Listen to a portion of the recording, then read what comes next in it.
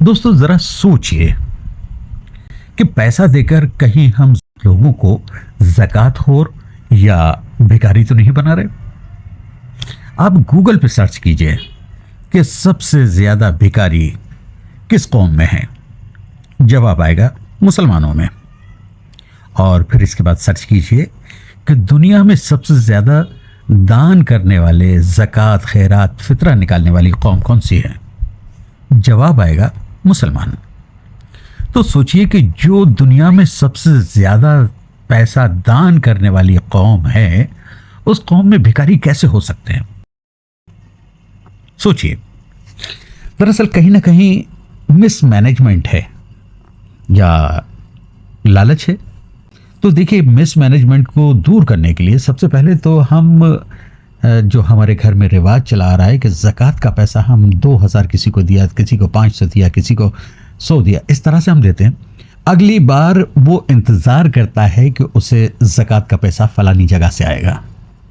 तो कहीं ना कहीं हमने हमारी कौम को खुद ही ज़कातखोर बनाने का ठेका ले लिया है। यानी कौम को ज़कातखोर बनाने की जिम्मेदारी हमने खुद ही अपने कंधों पर उठा ली है। तो फिर क्या करें। देखिए, ज़रूरतमंद लोगों को रोज़गार से जोड़ने की कोशिश कीजिए। इसका सॉल्यूशन यही है कि सबसे पहले तो जो हमारे यहाँ रिवाज चला आ रहा है कि हम ज़कात के पैसे 100, 200, 500, 1000 जो बांटते हैं उसको बांटना बंद कर दें।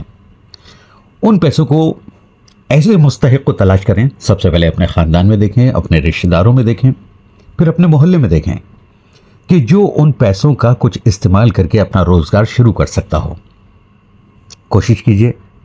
बहुत सारे रिश्तेदार हैं आपके, बहुत सारे लोगों से आपकी हो सकता है अनबन हो, उस सबको नज़रअंदाज कर दीजिए।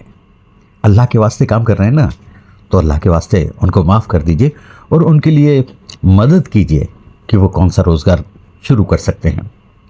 रोज़गार 500 रुपये से भी शुरू हो सकता है। रोज़गार जितने से चाहो उतने से शुरू हो सकता है।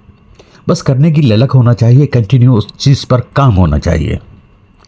तो लिहाजा इस पर अमल करने की कोशिश करें। किसी को ठेला दिलवा दिया, हो सकता है किसी को लेडीज सूट जो घर में काम करती हैं बहुत सारी, जो हर बार मांगने के लिए आती हैं, आप उनको सामान दिलवा दीजिए कि ये इनको बेचिए और इससे मुनाफा होगा। कोई एक दुकान ऐसी बताइए, कुछ ऐसी बताइए जो थोक के भाव मिलता हो, जहाँ से उनको फ़ायदा हो, जो मार्केट प्राइस से कम में ख़रीद सकें और मार्केट प्राइस में बेचें। और बीच का जो मुनाफा है उनको कारोबार से जोड़िए ना। कारोबार हुजूर पाक सल्लल्लाहु अलैहि वसल्लम की सबसे पसंदीदा अमल है तिजारत। जोड़िए ना उससे। क्यों मुफ्तखोर बनाने पर हम तुले हुए हैं।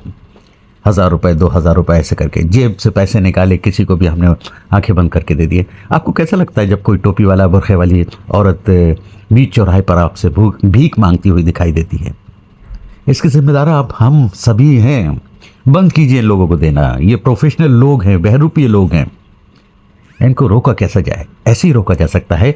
और फिर इन्होंने तो हमारा लिबास, इस्लामी लिबास का हो या हम लोगों का टोपी, दाढ़ी, ये सब चीज़ें उन्होंने इख्तियार कर ली हैं, क्योंकि उनको मालूम है कि मज़हब के नाम पर ये लोग पैसा देने के लिए तैयार हैं। गैंग तैयार हो जाते हैं, भीख मांगने वाली गैंग तैयार हैं जो आपसे मांग रहे हैं। तो लिहाजा इनसे जो इन्होंने हमारा लिबास और दाढ़ी, टोपी ले रखी है, इनको मत दीजिए। अपनी टोपी, दाढ़ी और इसका एहतराम करने के लिए प्लीज़ मेहरबानी करके इन लोगों को पैसा मत दीजिए। अपने रिश्तेदारों में देखिए, मोहल्ले में देखिए, ख़ानदान में देखिए।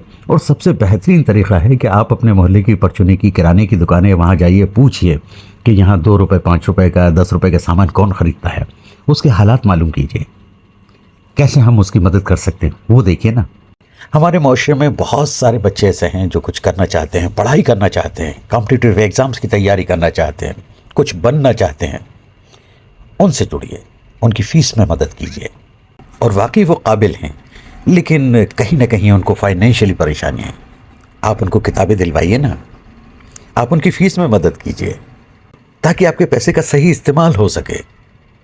अगर एक बच्चा भी काबिल बनता है तो हमारे माशरे के लिए फ़ख्र की बात होगी।